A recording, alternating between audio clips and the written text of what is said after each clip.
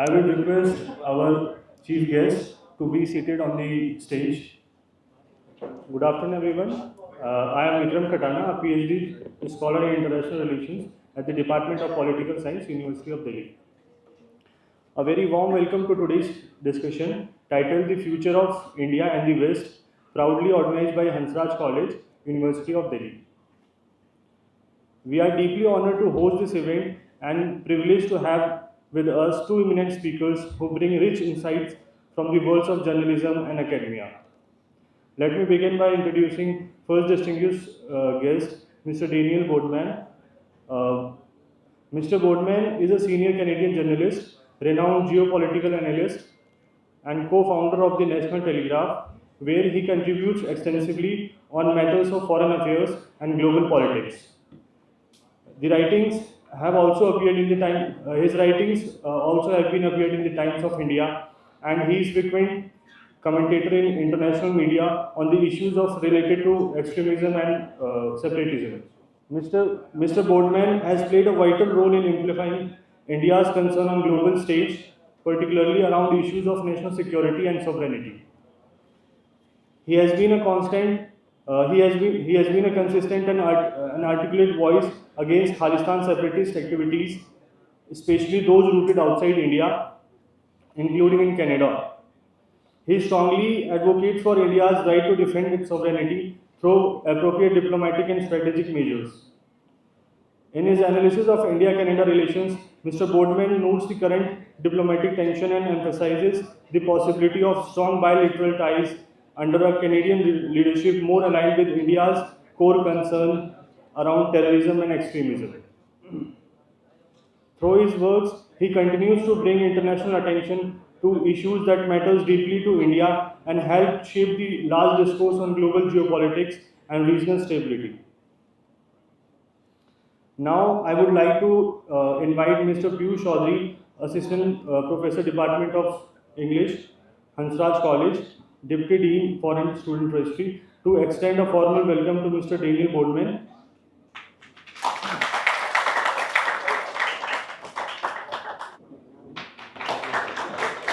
Tushar Vaisla, please come on.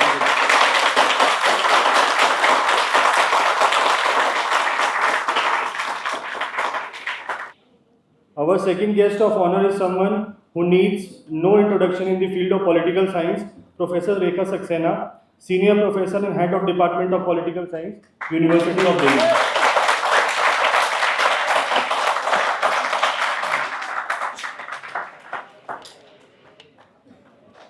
I would request Jumi to come on stage and please facilitate.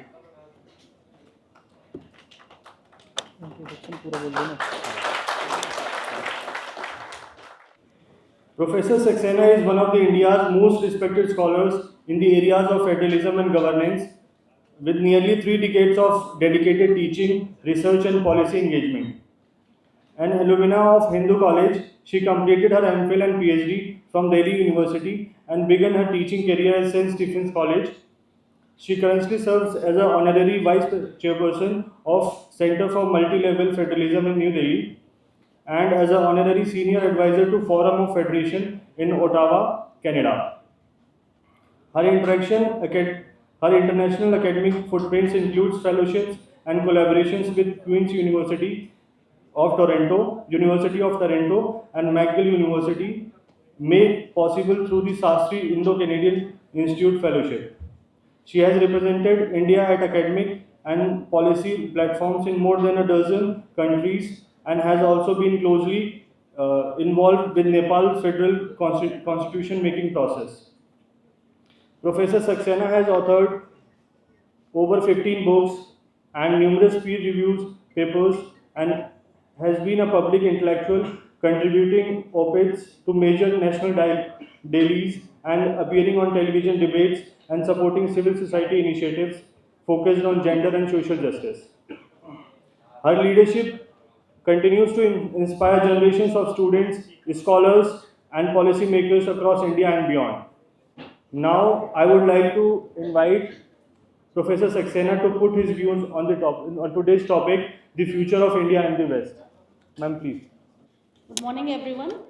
To begin with, I would like to thank Hansraj College, Professor Rama, the organizers, Vikram, Khatana, Deepak, Piyush Chaudhary, and the entire team of faculty and students, army of students of Hansraj College for this kind invitation. And I want to take this opportunity to welcome our guest, Mr. Daniel Bordman and Guneet and other faculty members who are present here and my dear students. So I think the topic for today's discussion is very important, India and the West.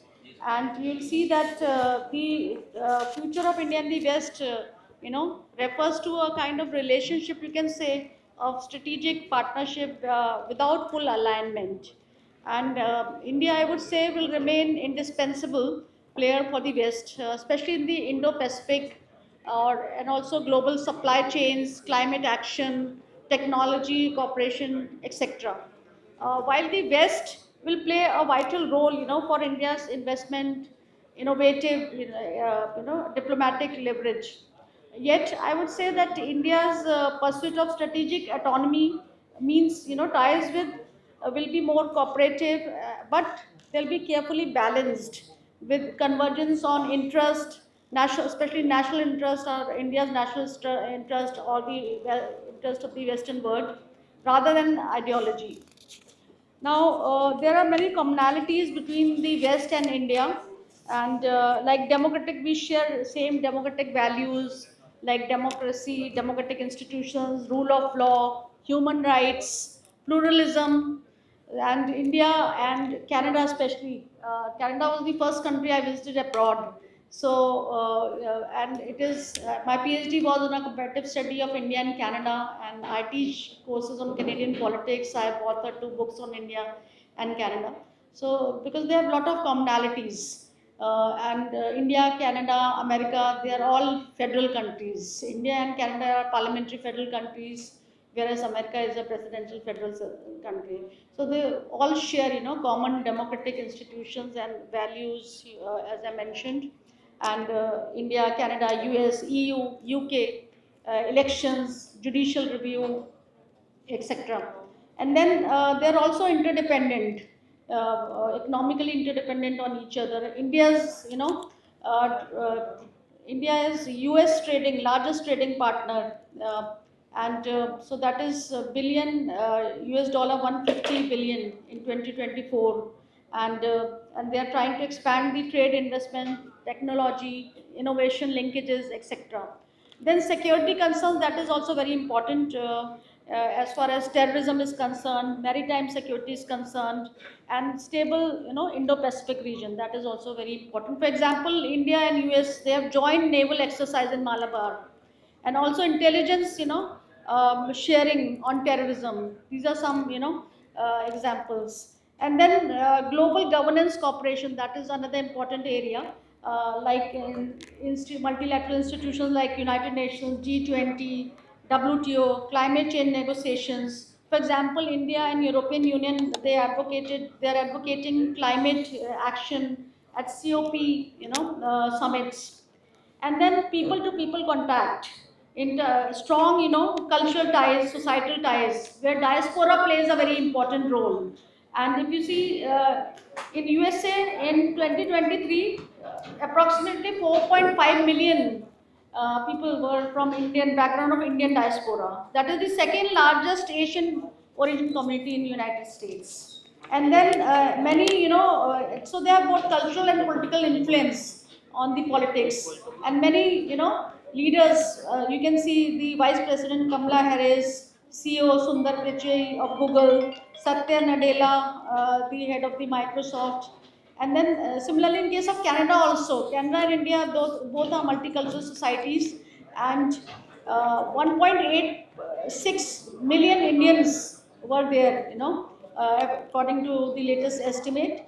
And so they share cultural ties, common ties, and India, you will see that it has the largest Sikh population outside India is in Canada, especially in Vancouver and Toronto, these places. And I stayed there for 1 year when I was doing my PhD in 99 2000, and in Vancouver, I remember I visited some areas where they were, वहाँ पे Punjabi songs were going on, and there were 6 gurdwaras there, 14 gurdwaras there that time in 99 2000, and then 6 newspapers which were published in Punjabi. वो जलेबी और समोसे वहाँ तले जा रहे थे, तो बिल्कुल इंडियन कम्युनिटी आप पूरा, या टोरंटो की साइड, स्कारबरो, सरी, all these places. So for even lot of it has also a lot of political influence, like Harjit Sajjan, the former defense minister, Jagmeet Singh, NDP leader. So both India and Canada also have bilateral ties, strong bilateral ties. And according to an estimate recent, they have, they share 8.6% billion, US dollar trade, bilateral trade. And then other cultural ties with through yoga. You will find India में इतना योगा नहीं आप popular नहीं है, but आप Canada जाओ, US जाओ, इतना yoga centres, it is popular. Now we celebrate international yoga day.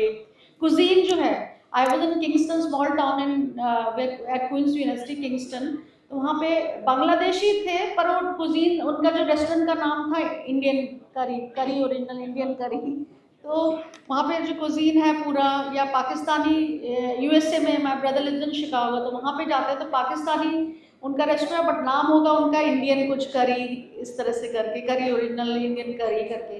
तो cuisine also plays is part of this cultural diplomacy, cuisine, yoga, etc. But there are differences also, lot of differences between India and the West, like strategic autonomy versus alliances. Like India, resists formal alliances, while the West works within NATO, NATO style framework, you can say. So, for instance, India participates in Quad with the US, Japan, Australia, but they are not part of NATO. Then there are normative gaps on with regard to human rights, democracy, foreign interests. For example, the West often criticizes India's role, India's intervention in role in on Kashmir, but India emphasizes the sovereignty of the country. Then there are geopolitical priorities which are important. Like India tries to balance with Russia and global South, whereas for example, but then you'll find that there are clashes sometimes with the position of the West. Then also, for example, India's defense, purchase from Russia despite the sanctions from the West. Then trade and protectionism, despite this over the market access or labor standards, agricultural subsidy. So there's conflict over market access and standards and sanctions. And then lastly, the climate responsibility, where India tries to insist on equity and differential responsibility. But the West focuses more on rapid emission cuts, etc. So to conclude, I would say that the future of India and the West relations will reflect a kind of balance between strategic interdependence and normative divergence. While the West sees India as partner in sustaining international order, but India emphasizes more on multipolarity and strategic autonomy. So this dynamic suggests a kind of relationship of mutual necessity rather than ideological convergence, which is shaped by shifting global power structures. So thank you so much once again for inviting me for this very important deliberation. Thank you so much, and wish you all the best.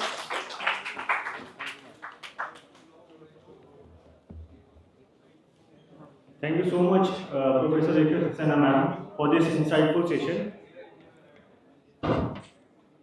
Now, I would like to invite Mr. Bordman to put his view on the topic mentioned, the future of India and the West.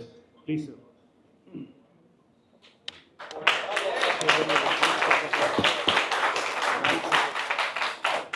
Well, thank you so much for having me. I swear I did do my homework. There are slides, okay, but we're having internet trouble, so you don't get them. Just me. All right. India and the future of the West. Let's get into it. The number one thing India likes to talk about right now, which is true, is the growing economy.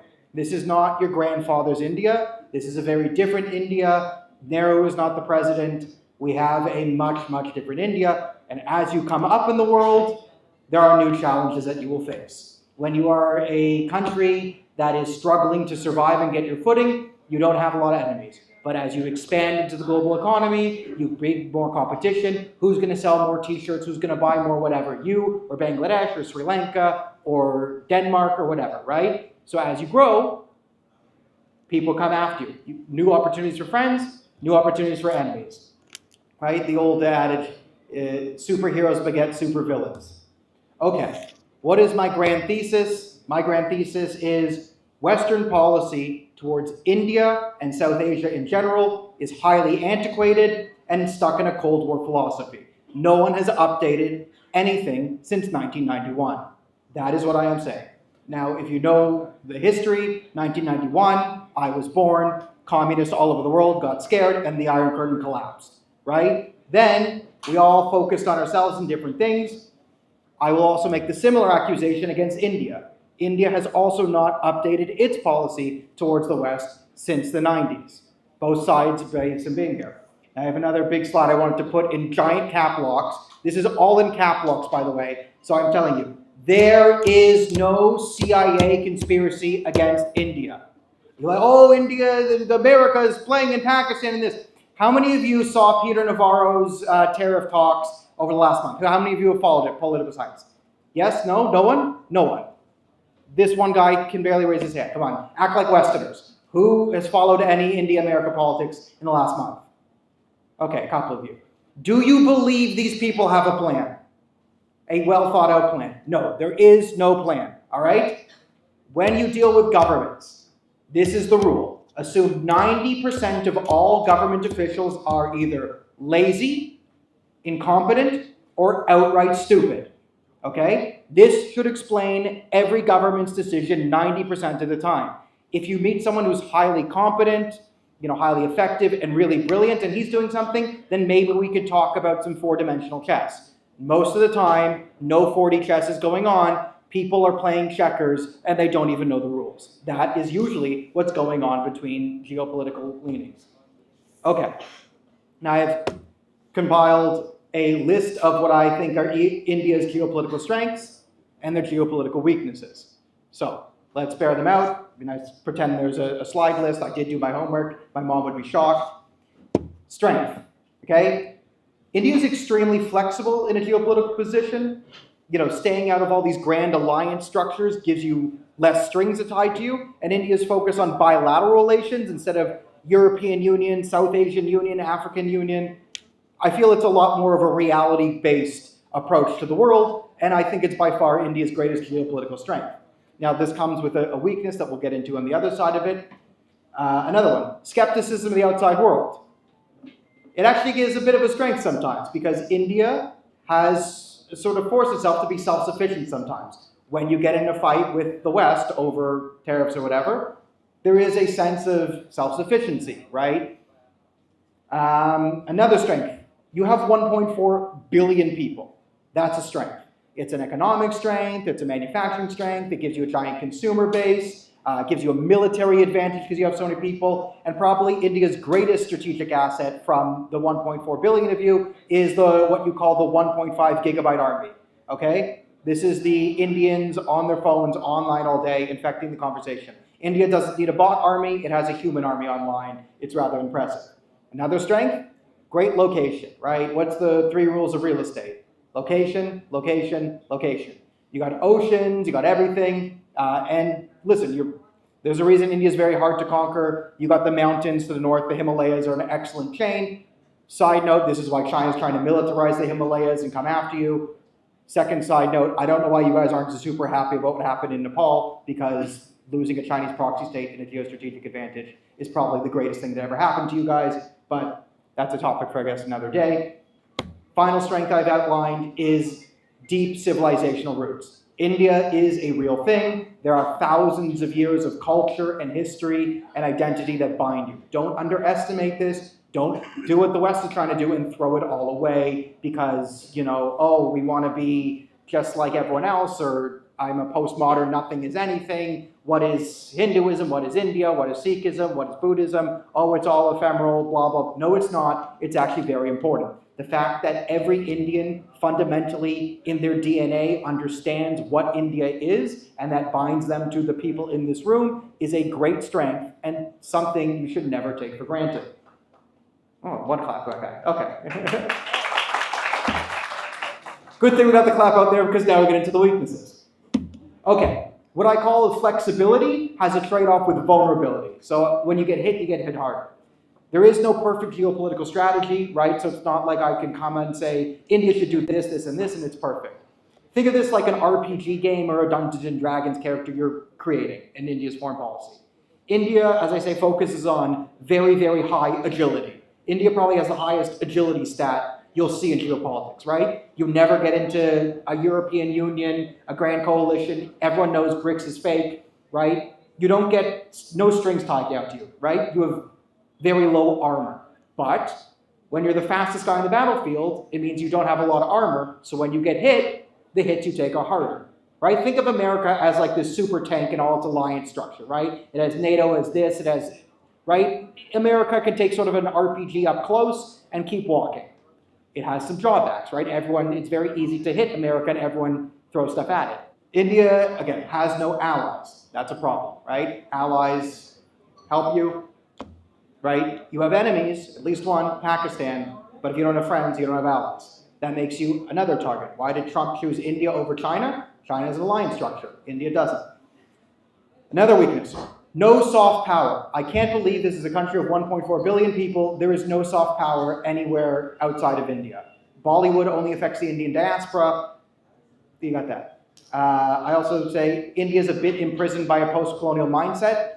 Sometimes you think the world's out to get you, or the British are there, the Americans or the West. Oh, they're coming after us. No one is after you. No one is paying attention. You're usually the gatekeepers of your own mental prison. That goes for everyone. And India is a very reactive geopolitical actor, not a proactive one. Okay. Hypocrisy. Hypocrisy, hypocrisy. This is what everyone complains about in geopolitics. Everyone is a hypocrite. So let's blaze through this. India's modern geopolitical problems, right? You have the Russia dilemma, the tariffs, and Operation Sindoor. All of them kind of play into each other. Now, when I said India's position is antiquated, just like America's, India likes to say it's still the head of the non-aligned movement. Great, made sense when Indira Gandhi did it, but that is a Cold War policy. The Cold War is over. What is the non-alignment thing? Also, how can you be friends with Russia and still non-aligned? You could be friends with Thailand and claim non-alignment, but non-alignment literally means not aligned with America or Russia. You can't be friends with one and claim non-alignment. Now, again, every country is a hypocrite, so every country, every political party, all of it's hypocrisy. So do that. Now, play this into Operation Sindoor, where India totally destroyed Pakistan's army.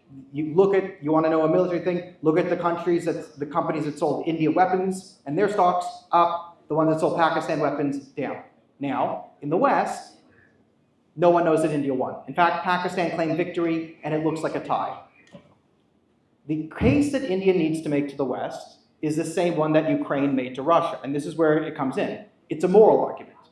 You have to make the moral argument, right? And I understand it. Pakistan can't be trusted. It is an openly hostile, jihadist-based pseudo-country run by an army. Right? You can't negotiate with Pakistan because they themselves claim negotiation is fake, and they're only using negotiations to kill you all. Right? And the world expects you to negotiate with them.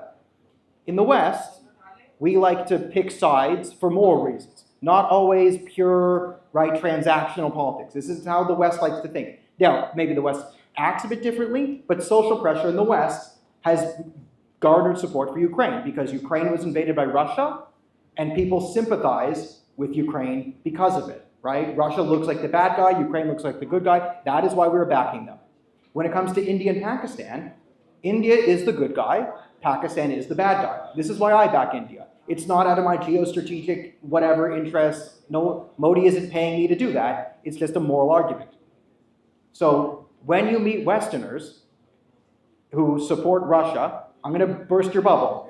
I know you have a thing, they sent the fleet in 1971, I get it, that they weren't the only country that did it for, but warning, if you go to the West, 95% of all Westerners who support Russia are psychotic racists who will hate you for being brown.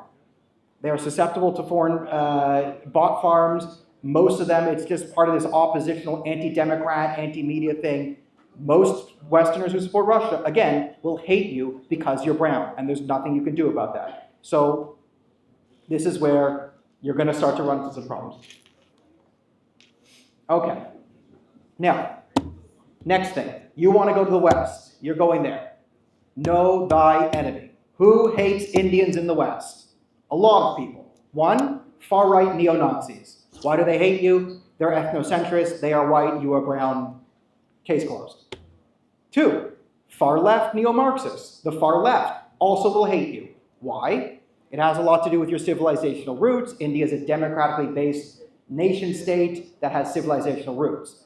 An attack on India and its nation-state functions the same way they attack Israel and its nation-state. It's ultimately to get at the American and Western nation-state, and it's all tied up together.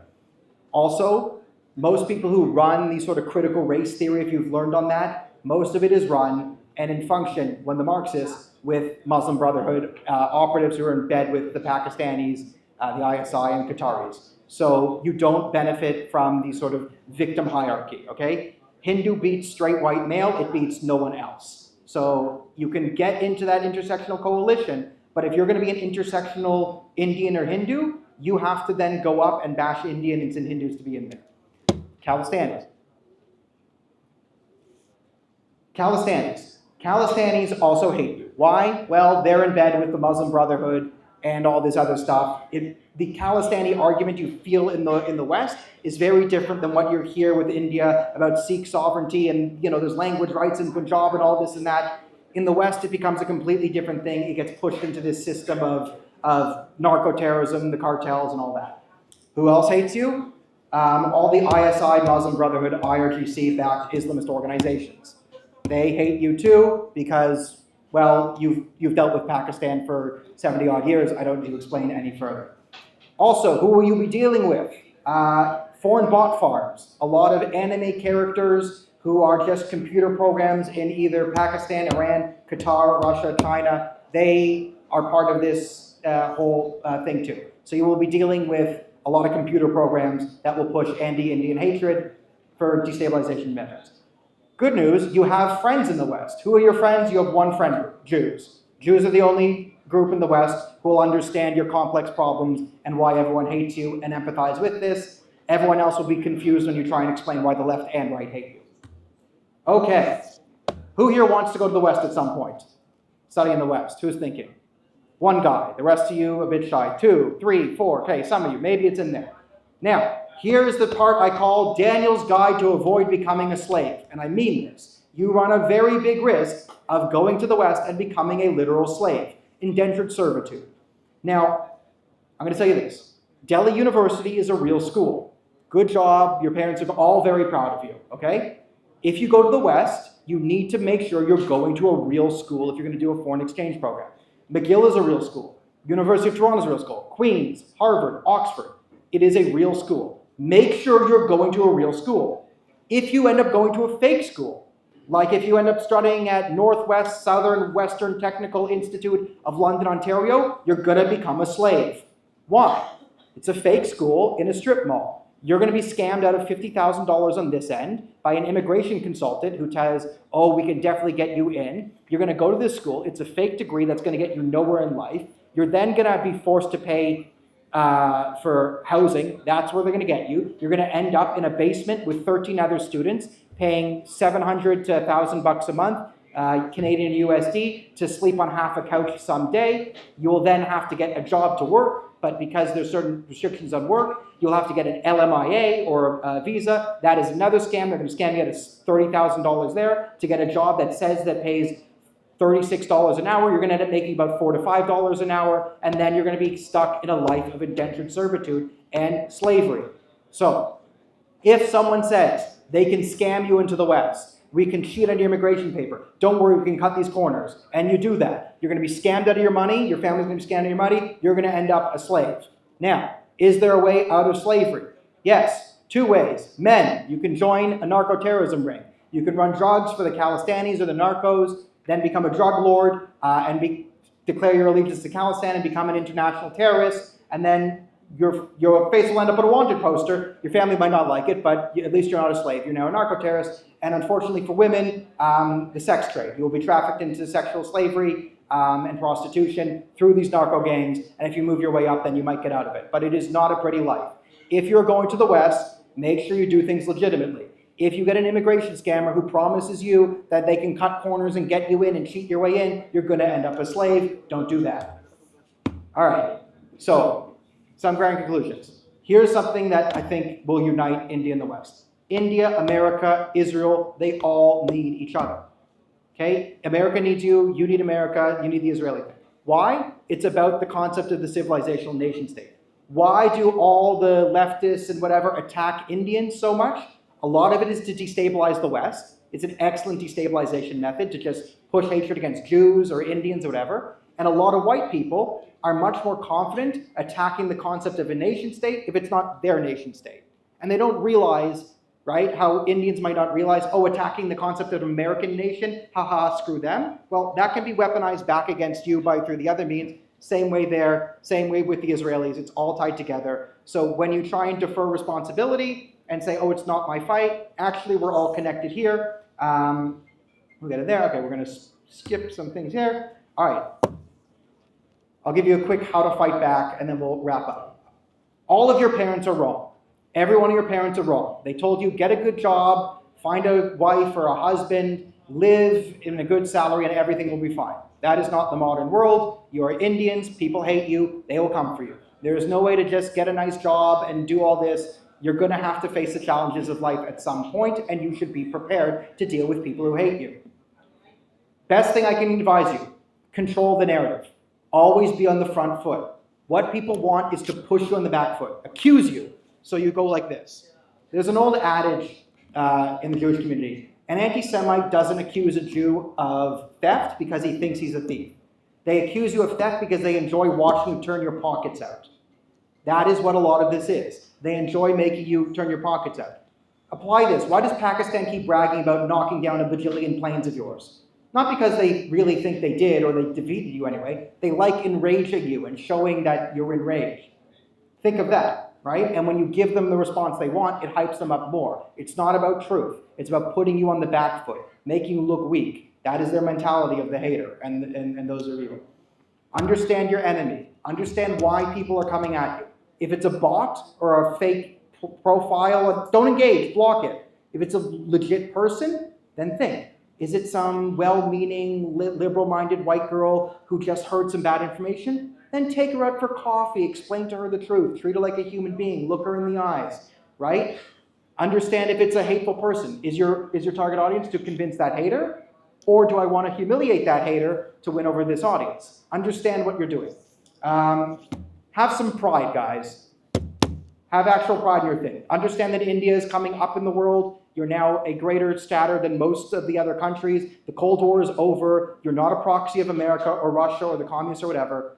Have some actual pride. And I'll feel this. Never accept crumbs. This is the biggest problem with the Indian diaspora and a lot of communities. Thinking that if you just don't have a thing, oh, if we meet with Zoran Mandani or we meet with this hater or we give him and we take a picture, then maybe he'll come to like us. Never underestimate the power of saying no. If someone who you know is a rabid anti-India, anti-Hindu, anti-whatever, the power of saying, no, I don't want to meet with you, puts you above them, then they have to come and chase you, then you are in control. Stop giving the people who hate you control of the conversation. They will always turn into a place that ends up hating you.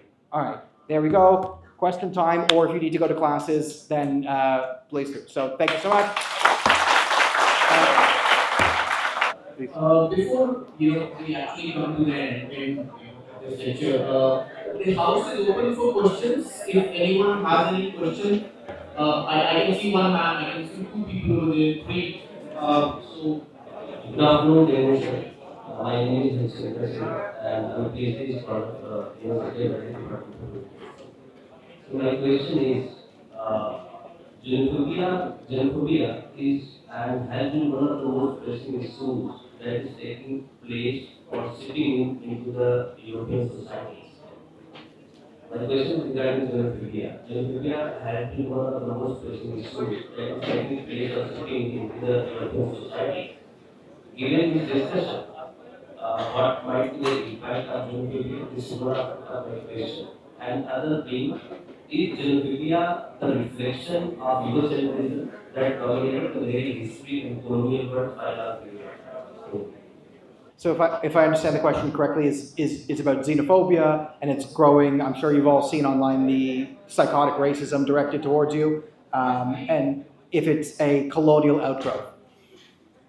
No, I would say maybe in some ways there's a colonial mindset. I don't want to. I don't think you should focus too much on colonialism, and because hatred of the other predates colonialism, and Europeans aren't the only people who did colonialism. Many other countries have. I mean, you can point to Ashoka the Great, the only guy to conquer India, then going, I could colonize the world, but let's not. So yes, in some ways you could say it's conquering, but again, I think just blaming on colonialism is untrue because I think a lot of the xenophobia directed towards Indians is actually not coming out of the West. It is foreign bot farms and a lot of foreign adversaries who see racism as a means of destabilizing the West, right? So you understand where it's coming from. Now, maybe some people have a, say, colonial or elitist mindset towards you, and that is, I'm not going to say it's 0%, but I don't think it's the majority. I think a lot of it is just one, like societal breakdown and how the West is self-collapsing, and when society loses its own morals and moral foundation, it makes it easier for evil to come into the world. And again, too, China, Russia, Qatar, Pakistani bot farms, they're not European colonizers, but they see all the destruction of Indians and Hindus as a geopolitical strength, right? So undermining the Western-India relation greatly benefits China, right? Who's China afraid of? China wants to be a regional power. Who's the only competition for China as a regional power? You guys, right? Why is China militarizing the Himalayas? You guys. Why is China trying to push all the racism against, Indians in the West? To keep you and America away from each other. So yeah, I'm not going to say there's no elitist European mindset that is leading to this, but I do think it's not an accurate summation of where all the hatred is coming from.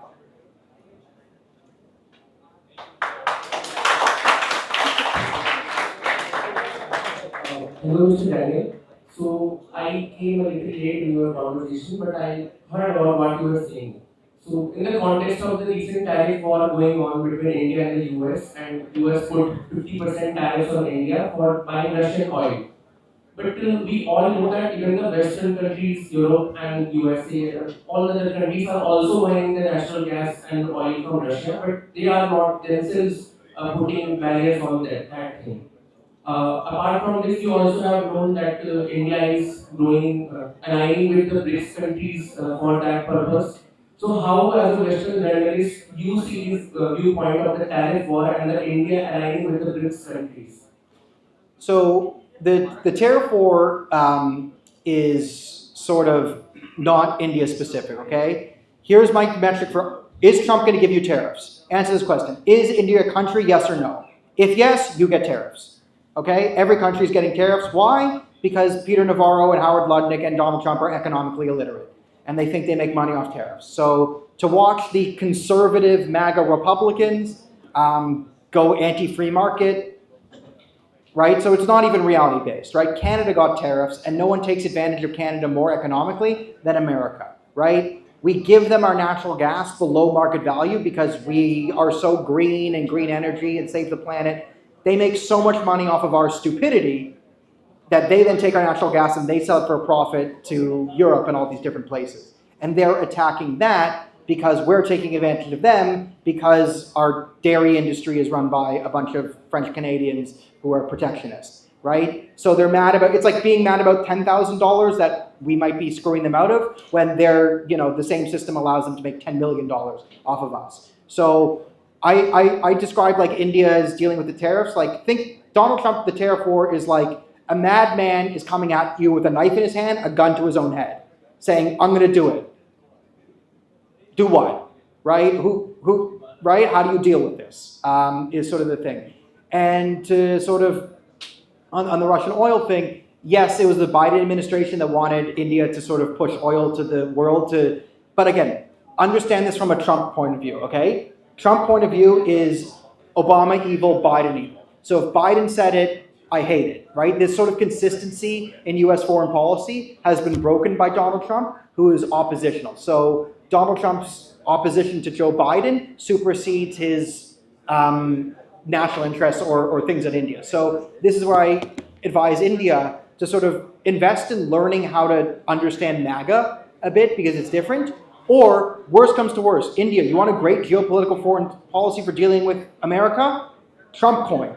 Donald Trump has a crypto scheme called Trump coin. It is an open bribery scandal. It is how you bribe the White House. Just get someone to give Donald Trump $10 million of Trump coin, and then I guarantee you all this stuff will ease a lot away. So buy Trump coin, get Abani and Donnie, someone to give millions of dollars to Trump coin, and then you'll see the economic tariffs probably decrease. My question is, how can we get Canada to react against the vandalizing of Hindu temples, especially after the recent event in British Columbia? Yeah, so I see this as connected to a wider problem, okay? So in Canada, where I'm from, Hindu temples are constantly being vandalized, but Jewish synagogues are being firebombed and shot at, and Christian churches are being burned down. So we're a country that is losing its own identity, and the attack on all these religious institutions are connected. So yes, the Khalistanis are vandalizing temples. I've been there, I've covered a lot of this. The Khalistanis are also vandalizing Sikh Gurdwaras, who are not aligned with them. And you have communists, right?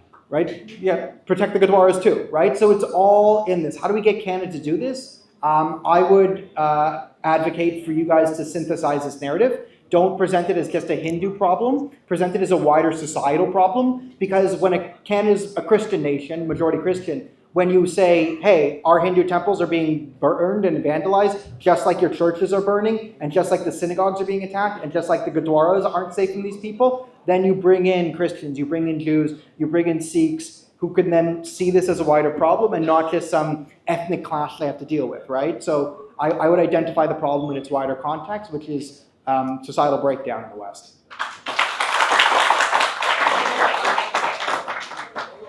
So this is the last question, sir. So as you said, you said India as a hypocrite, because we are having Russia as a friend. That's why you said India cannot be friends with Russia. No, India can be friends with Russia. No, I'm just saying every country is a hypocrite, every political party. But you said India specifically, you cannot be friends with Russia and in the same page. No, let me, I was kind of mentioning, let me just redefine this, okay? India can't claim, I'm saying the hypocrisy, you can't claim to be non-aligned, right? Okay, I'll just say, my point is you can't claim to be non-aligned and friends with Russia. You could be friends with Russia, but then if you claim non-alignment, you see where there's a disconnect there, right? But I don't, again, every country, hypocrisy isn't a real thing in foreign policy. I'm saying Canada's a hypocrite, America's a hypocrite, Russia's a hypocrite, China's a hypocrite, India's a hypocrite, and the political parties within them will also feel to hypocrisy. But if you want to clarify the question. If anyone in the world provides the cheaper oil or energy, then we will be willing to buy from even, let's say, Canada. Even sell us our gas from our lower price in Russia. And our relationship with Russia is totally based on a cost and benefit analysis of what we buy and what we sell to. It's not about the friends of Borasam. We are having he's our best friend and we give him more price than what we are giving to, let's say, USA. So it's not based on that. It's based on our economic benefits. Yeah. So listen, I don't blame any for this. I'm just saying this is Western perception, in my opinion. This is what a lot of conservative parties in Canada and in the West have been trying to say, and I've been advocating for this. We are attacking our own energy industry because we're lunatics, right? And I said at the outset of the Ukraine war, my message to Europe was, you can either have Ukraine or you can have Greta Thunberg. You can't have both, right? And they tried to choose both because the West is full of hypocrites, So, right? as you said, we don't have a friend. India doesn't have a friend. But I don't agree with you. as of most opinions, I say we can rely on Russia rather than West. We don't trust on West, but we can trust on Russia. As most of the Indians are trusting Russia because we have been in war-like situations and Russia have always supported us. And we have seen in that situations, West doesn't support us. Listen, you guys, like, we could get into this in the next. We could you know what? If you want to do the Russia Canada, this is at least a 5 to 10 minute answer that I can give you. I'm happy to step outside and do that. My point is simply on all this stuff. It's about the message you have to make to the West for you in Pakistan, right? So when you, because the metric at which I'm just saying to the Western mind, right? Let's take you out there. The point I'm making to the Western mind, right? They see right and wrong before choosing winners, and it could be hypocritical sometimes. I get that, right? The argument that Ukraine has made to the West of the Ukraine versus Russia is the same argument that India, if they want to be successful in India-Pakistan, needs to make to the West vis-a-vis India-Pakistan, right? So that, I'm just saying, it's one of the things that you have to deal with. Again, and geopolitics is all about strengths and trade-offs. You're in a different region, you have different history, you're not the West, you're different, right? So all these factors need to be taken in. And I said, there is no perfect geopolitical strategy. Everything has trade-offs. You have higher agility, means you have lower armor, everything is not perfect. So the relationship between India and Russia, I understand. Bangladesh, 1971, I'm totally there. I get the context, right? Right? And this is something that the West has to deal with because the West doesn't understand anything about literally anything at this point, right? So this is a both sides thing where, again, if I was giving a lecture in the West, I would focus a lot more on what the West is missing in order to get to India, but you guys were here in India, so and we had to blaze through it a bit because you need to get to class. So I wanted to give more of the sort of what India is missing on the West part. But I'm happy to talk with you after this unfolding. All right. Thank you so much. I appreciate your time. And sorry to keep you away from your classes.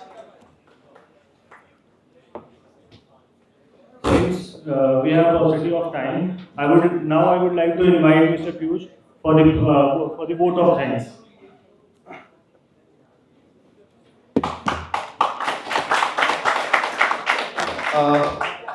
As India is poised to become Bharat, the transition from India to Bharat is in itself, the game changer. We find ourselves at a critical juncture where the Indian diaspora, I would say, it's not just surviving, but it's also thriving.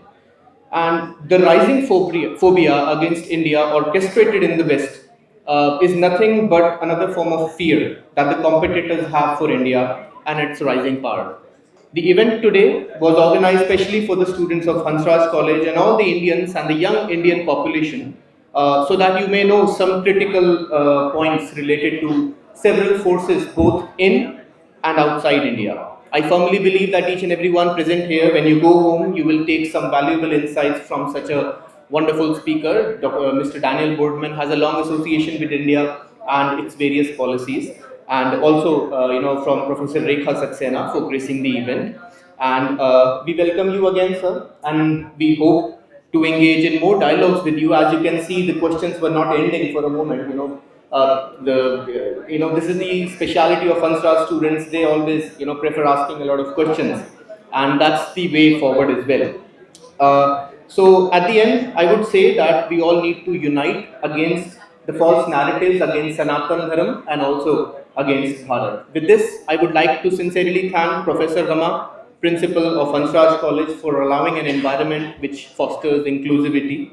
I also like to thank Mr. Sanjeev Midda, Mr. Manoj Pandey and Dr. Babli ji, the highly dedicated team from Hansraj Samvad, for giving us all the media support, from videography to dissemination of this lecture, on social media. And also Mr. Sanjay for his help in organizing the various electrical devices here. And I also thank the security staff, the cleaning staff for ensuring their services. And lastly, of course, I would like to thank all the students for being here. And students from several colleges of DO have also come here. I wholeheartedly thank you for being here. Thank you, everyone. I request Tushar to come on the stage and have. जैसा कि आप सभी जानते हैं, ये programme हुआ पहले तो आप सभी लोगों का बहुत बहुत धन्यवाद।